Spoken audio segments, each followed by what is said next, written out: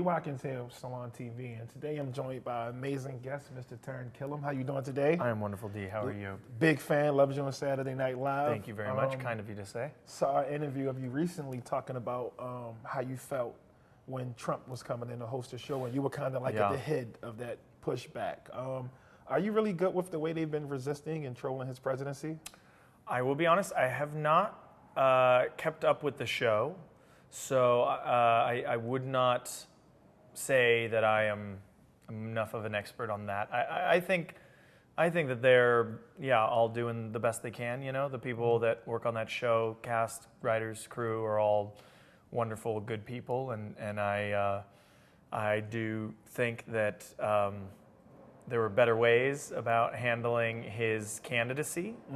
But you know, that's the story right now, and SNL always sort of follows whatever the story is. Yeah, but you know, we're not going to talk about him too much. Just wanted to get that guy out of the way. I thought it was cool, but we're here to talk about Night School. Yes, sir. It was a great film. It was Thanks, really man. funny. Thank you. I read an article that said you were a confirmed nerd. Yes. Is that true? Yeah, I'm pretty nerdy. So you get to be pretty nerdy in Night School. I sure do. How was your high school experience? Was it similar or?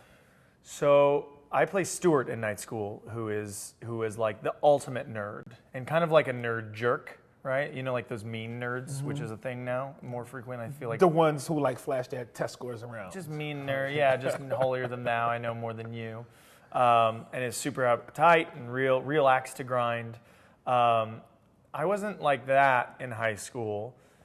When I was in high school, I was at an arts high school, so it was easy to be a nerd and cool. Because I was doing theater and like Suzuki Japanese dance body training, sort of theatrical studies. You use that now, right? I do, yeah. Most of my SNL sketches are just always focused in sending the energy into the ground.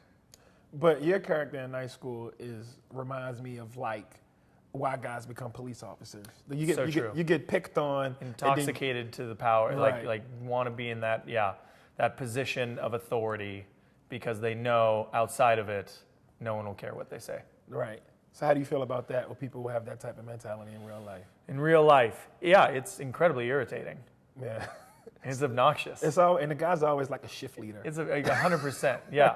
Do you know what movie I just watched? I just watched Super Troopers 2. Yeah. Did you ever see Super Troopers 2? So Farva is like very much like, like he's real cocky. Stuart is more, I think Stuart, his conscious intention is to be good.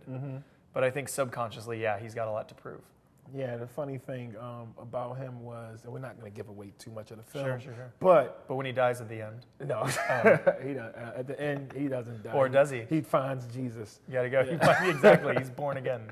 I like, the Joe Clark angle. When I was a little kid, I was part of a group of troubled kids, and nowadays you get counselors, you get 17 mentors, you get youth programs. When I was a kid and you were a bad kid, they used to take us to prison and let us meet real inmates. And then scare you straight. Yeah. And then they would like make us watch Lean on Me. So it was like, this is what you look like, and this is what, you could be Joe Clark. But your character took it to a different level. Yeah, he looked beyond race. He emulates Joe Clark. I think he sees Joe Clark and the film Lean on Me as sort of his Bible, his sort of playbook to go to, and carries around the bat. And Kevin threw out a funny thing I believe is still in the movie, where the quote of, they used to call me Batman. That was it's a classic. It's a great film. And I think I love that movie. I think people are going to enjoy this film a lot. How was it working with you? How was it being on set with you? Kevin Hart and Tiffany Haddish, amongst other people at the same time. Very fun. As fun as you think it would be, and probably a little bit more. Because what's great about Kevin, as funny as he is, as hardworking as he is, he's incredibly generous too, and was always making time to go out of his way and spend time with the cast and just, be sociable between takes.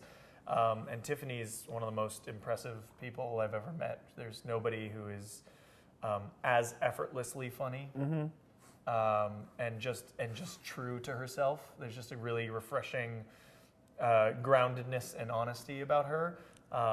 And yeah, we just all really got along. We had so much fun filming. How do you even like write for that many people? I seem like there was like a lot of ad-libbing going on, or a lot of improv. Yeah, improv was definitely encouraged by Malcolm, our director, Malcolm D. Lee, and Kevin works well within that, is good to be loose, and Tiffany as well. Tiffany, they got a lot of heavy hitters. Outside of the three of us, it was also Romany Malco and Marilyn Rice Cub and Rob Riggle and Al Madrigal, who are all brilliant comedians in their own right. So it was a good team, a good squad. So how did you study, or what did you have to do to learn your black voice? I don't have a black voice. In the film, I don't know what you mean. It's in the preview. It's in the preview. It's in the preview. I don't think it's a black voice. Yeah. Are you a method actor? Did you have to speak in that voice for Did you have to speak in that voice for like 2 weeks? From? Gosh, you know, like it's the deep, it's this that I really enjoyed doing. You know what I mean? This is my house. I don't hear color. I don't hear color. No, it was. I think it was hilarious. I think people are really going to enjoy the film. Thanks, when can everyone see it? It's out Friday, September 28th in theaters everywhere. Great. So another project that you're working on is Single Parents. Mm-hmm. How did that come about? I moved to Los Angeles from New York a little over a year ago, and was looking to find a new TV show, a new project to do, and just and was sort of taking general meetings and then developing something on my own. And then I met with Liz Merriweather, who created New Girl, and I'd done a guest spot on her show. And she said, we're working on this project with JJ Philbin, whose name I knew because she used to work at SNL, about single parents. And as soon as I said single parents, I said, that sounds awesome. That sounds like a great concept, and please let me read it when it's done. And me showing that interest was enough for them to kind of write the character of Will Cooper to my voice and my strengths. So who is Will? Will Cooper is a former weather researcher, now stay-at-home satellite weather researcher, single father. It's my old job. Is that really? No. Oh, okay. Yeah, exactly. Very relatable. He's a single father who is in what we call in the show the vortex. He's lost all sense of his self as an individual, as an adult man. He's putting all of his effort and energy and consciousness and love into his daughter because he's a really great dad. But that's the only thing that defines him at the point where the show starts. That could backfire too, right? I feel like Joe Jackson did that. Right, exactly. Yeah. I like to think Will Cooper dads with a softer hand. Yeah. You know what I mean? There's not as many belts in Will Cooper's wardrobe. But yeah, I think it can backfire for the parent. I think it can backfire for the kid too. And so we meet this group of single parents who have already sort of established their group dynamic and look out for each other and help care for each other's kids. And they sort of welcome Will in hesitantly to remind him that it's important to have interests of his own. Yeah, I think it's extremely hard to identify that balance, and some people don't get it because when you have a kid, I mean, it does become all about the kid. Yes, your priorities shift immediately. I find that your perspective changes. Mine did, certainly, like having my first child, realizing that my parents were people before they were my parents. I think you spend your childhood seeing your parents as your parents. To me, I would rather be someone like Will Cooper who is giving his all morning, noon, and night to his child and only wants the best for his child to succeed. I think that can go too far, but it's certainly better to the alternative, which is not being there enough. Now that you put it like that, kids are little assholes. Because when I was a kid, I remember seeing one of my teachers outside of school, and it blew my mind. Why are you at a restaurant? Why do you not exist dinner? at my convenience? Yeah, where's your chalk? Yeah. You got a boyfriend? Who approved this? Wow, and you never really think about it like that. So, how close is Will Cooper to you in real life? Yeah, he looks a lot like me. Oh my God, spitting image. Spitting, like literally, I don't know which one to shoot. Yeah, there's a lot of me. I like to think that I'm an optimist and that I'm full of energy and that I love my children. I certainly can relate in that sense, but I also like things just for me. You know, I just started Oculus Rift. Have you played that? No, what is that? Oculus Rift is the virtual reality for like PC consoles. It's incredible.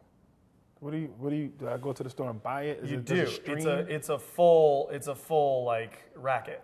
Okay. Because they just put out Oculus Rift VR for Marvel. Marvel, it's called like Marvel Powers United. And I was like, oh yeah, great, I'll buy that. And you get it and you're like, great, hook it up to your PC. I was like, I don't have a PC. Yeah. So I had to get the console, then I had to get a screen. It's God. A whole thing. It's like a Saturday. It sounds like a Saturday, like a production. It was 3 days. Because once you get the software, you have to upload everything. It takes forever. But once you're in the Rift, you're free. Tell me about your comic book. My comic book is called The Illegitimates. And it's a comic that I wrote with Mark Andreyko, and it came out, I think, about 3 or 4 years ago now. And it was an idea I had for a long time. I grew up loving James Bond movies, especially the Sean Connery ones, and just always found it funny that at the end of every movie, you leave him with a different girl and some risque position, but you never see the follow-up to that. Right. So The Illegitimates is about these 5 kids who find out that they're all the bastard children of the world's greatest super spy. Oh my God. Yeah, James Bond seems like he could make not raising your kids look cool. Yeah. He's like the only guy that could do it. Exactly. But does he like leave them money, or does he leave them anything? Other than the comic itself? Other than tuxedos and we get to that in the comic. But yeah, exactly. Well, I think his gift to them is saving the world on like a weekly basis. That's a good gift. Yeah.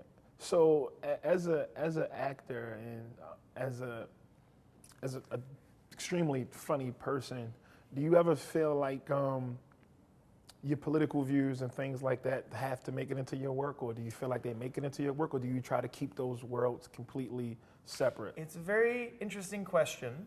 Because Will Cooper seems like he voted for Jill Stein. Yeah, I think Will Cooper is too focused on like the superintendent board vote to even know what's going on. Local politics first. Exactly. It's an interesting thing of being having a public position, having a public career where people follow you and you build up a following and fans, and that's a lovely thing, and that begets more work because the more that people enjoy what you do, you get to do more of it. But you never stop being a human being. Right. And I think, the whole idea of stick to comedy or stick to basketball shut up and dribble. Shut up and make me laugh. Is all is so flawed. It just in a very sort of common sense way, but we are really living in an era void of common sense, in my opinion. So I don't make a concerted effort to blend the two. I try to remain conscious of how both may affect each other, but not necessarily letting that limit my expression as an American citizen or my expression as an artist. So my thing is like, how can you tell a person to shut up and dribble or shut up and be an entertainer when you're not going to tell them shut up and you don't have to pay taxes? Right, 100%. Yeah. So you still have to deal with society. You have to live here. You have to raise a family here. You have to make sure that everything is being done to make sure your family is having the life they deserve, and that we're holding public figures accountable. I don't understand that. And then Laura Ingraham, who said that, is it a Trumper? I don't know what I would call her. Sure. A Trump minion, I guess. Cruel. But yeah. So, but she's in entertainment. So you're in entertainment and you get to have an opinion. Why wouldn't somebody else? For sure. It is counterintuitive to the American dream.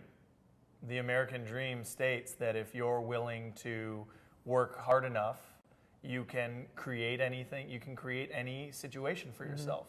So the idea of limiting anybody to anything, like saying shut up to people, is not nice. Ever at all. And then I think it speaks a lot, particularly to her character, but to people who subscribe to the idea of stay out of this, that's not your place in general.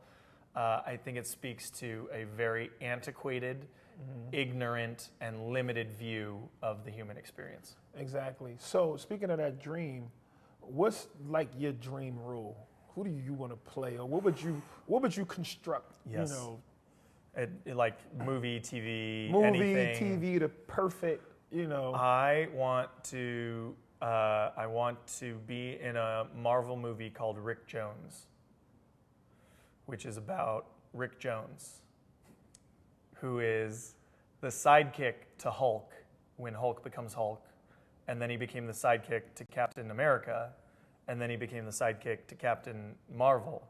And was that like he has a resume? Did they like look for him? Was he like a... So with Hulk, he's just the kid who's hot rodding in the desert when the bomb goes off, and Dr. Banner runs out to save him, and Rick, he saves Rick's life, and Rick watches him become Hulk, and then he follows him around for 2 years going like, "Hey, Dr. Banner, don't know. They're robbing the bank. You gotta turn into Hulk." So I like the idea of playing Rick Jones after the fact of being the sidekick to all these superheroes. Nobody knows who he is, and all he wants is to have a successful music career. Yeah, Rick, you know, it's crazy. No one gives Rick Jones any love. There's no Rick Jones love? Yeah. He's hiding behind the curtains of superhero history. Yeah, he's always a bridesmaid, never a bride kind of thing. He's just he was there for all these major events, but doesn't get any of the credit. So how would you do it, though? Would it be like Rick Jones works on the memoir and he's trying to sell a book to like Simon & Schuster? That's what he did in the comic. In my movie, he now has a one-man storytelling musical variety show in Las Vegas. Okay. Where he sings original songs about his time fighting with the Avengers. But when he gets popular and people know it's him and they know that he had these connections to all these famous people, a supervillain would just come to the show and kill him. Right. That's a real conflict. And my last name. Yeah, so tell us, what's next for you? I'm going to hopefully keep making Single Parents. I'm very excited about that. And that debuts September 26th, 9:30. And then Night School comes out 2 days later and hopefully breaks the box office, and you'll be seeing Rick Jones in theaters in a year and a half. Looking forward to you. Thank you for coming on. T, thank you so much. Pleasure, man. Great.